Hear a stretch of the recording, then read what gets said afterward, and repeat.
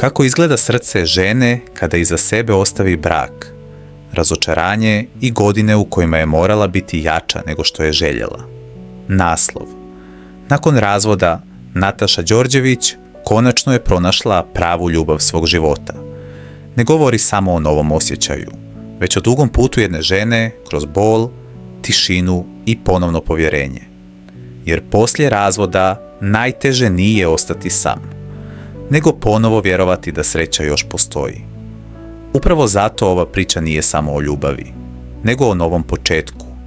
O ženi koja je morala izgubiti mnogo da bi možda konačno pronašla ono što je zaista vrijedno.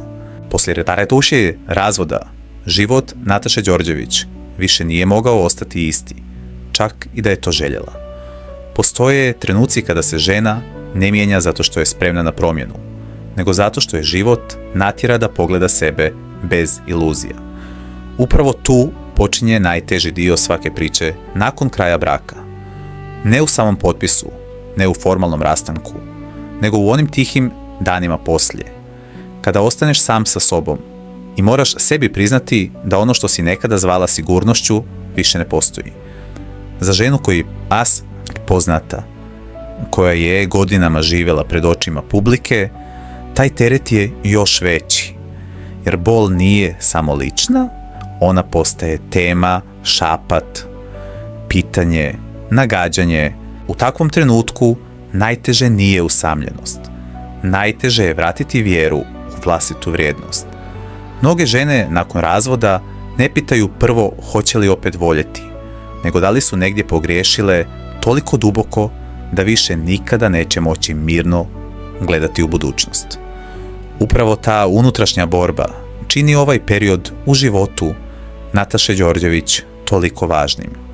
Jer ovdje se ne radi samo o emotivnom gubitku, već o ponovnom sastavljanju ličnosti. Kada se ugase svjetla, kada prođu komentari drugih, ostaje žena koja mora naučiti da ne mjeri svoju vrijednost po onome što je izgubila. Za osobu koja je navikla na javnost, to je dvostruko teško. Ljudi obično vide samo vanjsku sliku. Nastup, osmijeh, pojavu, glas, odjeću, fotografiju. Rijetko ko vidi koliko je snage potrebno da žena izađe pred svijet, dok se iznutra još uvijek bori sa pukotinama koje niko ne može zakrpiti umjesto nje. I upravo tu počinje pravi preokret. Ne onda kada se pojavi novi muškarac. Ne onda kada nastanu nove glasine. Nego onda kada žena ponovo stane čvrsto na svoje noge i osjeti da više ne živi od uspomena nego od vlastite snage. To je trenutak kada bol prestaje biti centar života. Ne nestaje potpuno, ali više ne upravlja svime. U tom smislu, put Nataše Đorđević poslije razvoda može se čitati kao put žene koja nije tražila samo novu ljubav, nego novi mir. A tek kada čovjek pronađe taj mir u sebi, može zaista prepoznati da li mu u život dolazi nešto istinski vrijedno. Zato ovaj dio njene priče nosi možda i najveću emociju. I tek nakon takve obnove ljubav, ako dođe, više ne izgleda isto kao nekada. Ona više nije zanos, nego izbor. Upravo iz tog prostora počinje naredno poglavlje, ono u kojem se postavlja pitanje ne da li je Nataša spremna za novu ljubav, nego da li je nova ljubav dovoljno istinita da ostane. I upravo tu dolazimo do najvažnijeg pitanja ove priče. Šta zapravo znači nova sreća za ženu koja je već jednom prošla kroz razočaranje? Ona počinje mnogo tiše. Počinje u trenutku kada žena više ne traži nekoga da je spasi, nego nekoga pored koga može ostati svoja. Poslije razvoda ljubav se više ne gleda istim očima.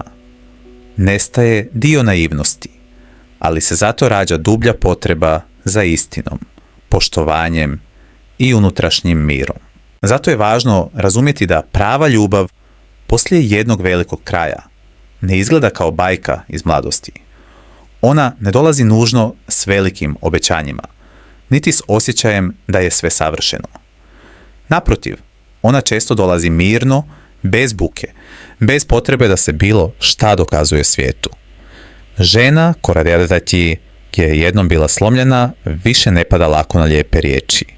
Ona traži dosljednost, traži sigurnost, traži pogled u kojem nema igre, nego prisustvo. I upravo zato, ako je Nataša Đorđević zaista došla do novog osjećaja sreće, onda je taj osjećaj vjerovatno mnogo zreliji nego što bi javnost mogla naslutiti iz samog naslova. U tome se krije i najjača emocija ove priče. Jer publiku ne dirne samo mogućnost da je jedna žena ponovo voljela. Dirne ih činjenica da je nakon svega ostala otvorena za ljubav. To je mnogo teže nego što izgleda. Poslije razočaranja čovjek često zatvori vrata ne samo drugima, nego i samome sebi. Počne živjeti opreznije, hladnije, sa manje povjerenja i manje nade. Ako uprkos tome ponovo uspije osjetiti bliskost, onda to nije slabost, to je hrabrost. Možda najveća od svih, govori o promjeni u samoj Nataši. O tome da žena može izaći iz jednog sloma ne kao poražena, nego kao zrelija. Da može izgubiti ono u što je vjerovala, a ipak sačuvati sposobnost da vjeruje ponovo. I baš zato ljubav života nakon razvoda ne mora biti najglasnija ljubav. Dovoljno je da bude najmirnija, najiskrenija, najsigurnija. Možda je upravo to najveća istina ove priče, da prava ljubav ne dolazi uvijek prva. Ponekad dođe tek onda kada žena nauči koliko vrijedi, šta više nikada neće prihvatiti i koliko je važno da pored sebe ima nekoga ko neće tražiti da se umanjuje da bi veza opstala. Ako je Nataša Đorđević zaista pronašla takav osjećaj, onda njena priča nije samo priča o novoj ljubavi. To je priča o ženi koja je nakon svega konačno pronašla mir u kojem ljubav više ne boli isto kao nekada. Nakon svega, možda najvažnije pitanje više nije ko je taj novi čovjek. Niti kada se pojavio, nego kako je Nataša Đorđević postala žena, koja je ponovo sposobna da voli. Jer prava promjena ne događa se onog trenutka kada neko novi uđe u život. Prava promjena događa se mnogo ranije. Onda kada žena prestane živjeti u sjeni onoga što ju je povrijedilo. Kada više ne gleda na budućnost kao na prijetnju. Kada ne osjeća potrebu da se dokazuje bivšem, javnosti ili čak samoj sebi. Tek tada srce zaista postaje spremno za nešto novo. Nataša Đorđević ovdje više nije žena definirana razvodom. Ona više nije ni žena o kojoj se govori kroz ono što je izgubila. Ona postaje žena koju je uspjela da iz boli izvuče jasnoću. A to je možda i najveća pobjeda. Jer mnogi ljudi nakon velikog emotivnog sloma nastave živjeti, ali ne nastave vjerovati. Nastave se smijati, ali ne nastave osjećati sigurnost. Nastave postojati, ali ne nastave stvarno otvarati srce.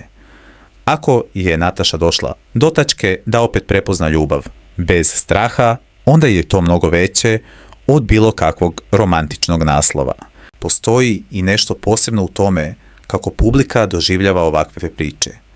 Ljudi ne traže samo senzaciju, oni traže nadu. Traže dokaz da jedan kraj ne mora značiti kraj svega. Da žena poslije razvoda može biti ne samo dobro, nego istinski sretna.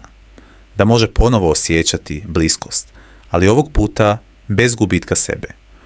Upravo zato priče poput ove toliko odjekuju. U njima se mnogi prepoznaju. Mnoge žene vide vlastite strahove, vlastita razočaranja i vlastitu tihu želju da ipak jednog dana dođe nešto mirnije, zdravije i stvarnije.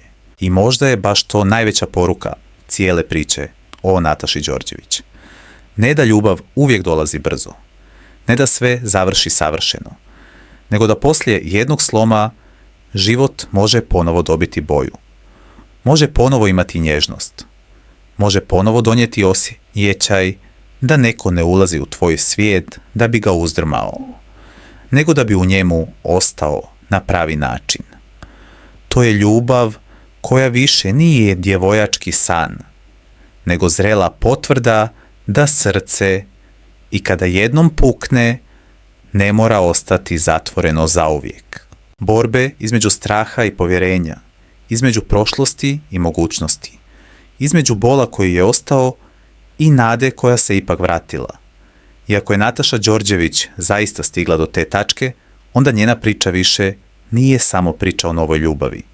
To je priča o ženi koja je nakon svega konačno pronašla sebe. A tek onda možda i nekoga ko je znao kako da tu novu, jaču verziju nje zaista voli.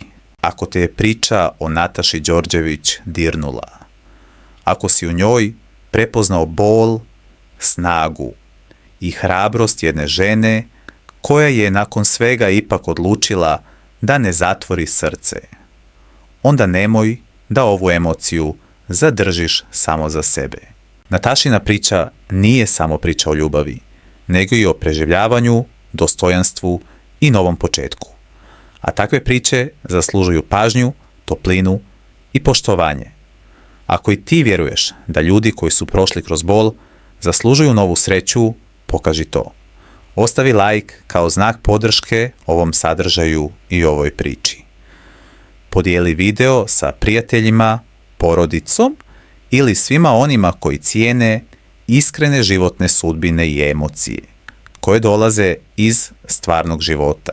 A ako još nisi, pretplati se na kanal i uključi obavijesti kako ne bi propustio naredne priče koje mogu dirnuti tvoje srce, inspirisati te i podsjetiti te koliko su snaga, ljubav i nada važni, čak i onda kada se čini da je sve izgubljeno.